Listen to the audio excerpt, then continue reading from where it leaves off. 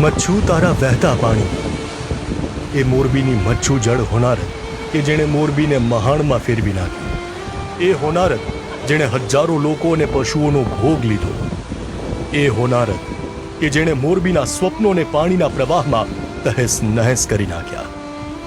મોરબીની મચ્છુ જળ હોનારતને આજે 45 વર્ષ થયા, પણ એને યાદ કરતા આજે પણ મોરબી વાસીઓ હિબકે ચડીને રડી પડે છે. 11 ઓગસ્ટ 1979નો એ કાળમુખો દિવસ હતો. મોરબીના ઉપરવાસમાં ધોધમાર વરસાદથી પાણી સતત વધતા બપોરે 3:30 વાગે મચ્છુ 2 ડેમમાં નવાગામ તરફના માટીના પાર તૂટવાના કારણે ડેમમાં રહેલું પાણી આસપાસના ગામને પોતાની ઝપેટમાં લેતા લેતા મોરબી તરફ આવ્યું અને મોરબી વાસીઓ કંઈ વિચારે તે પહેલા 25 થી 30 ફૂટ ઊંચા પાણીના મોજા મોરબી વાસીઓ પર ફરી વળ્યા. આ બાદ મોરબી ભારતના નકશામાં હતું નહોતું થઈ ગયું હતું. આ કાળમુખા દિવસે કોઈના માતા પિતા તો કોઈના સંતાન, કોઈના ભાઈ બહેન તો કોઈના સ્વજનને છીનવી લીધા. કેટલાય એવા પરિવાર હતા કે જેના તમામ સભ્ય આ આપદાએ છીનવી લીધા છે. આ લોકોની પીડા પર હજુ કોઈ મલમ નથી લગાવી શક્યા.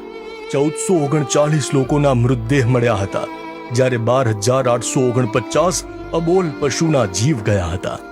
પરંતુ પાણીના પ્રચંડ પ્રવાહમાં કેટલાય લોકો અને પશુઓ તણાયા હોવાનું મોરબી વાસીઓના લોકમુખે ચર્ચાય છે.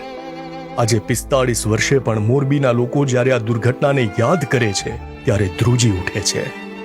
નરી આંખે આ હોનારત જોયેલા લોકો તો કહે છે કે તેમને ભગવાને જ બચાવ્યા, નહીં તો મોત તો તેમણે પોતાની સામે જ જોયું હતું.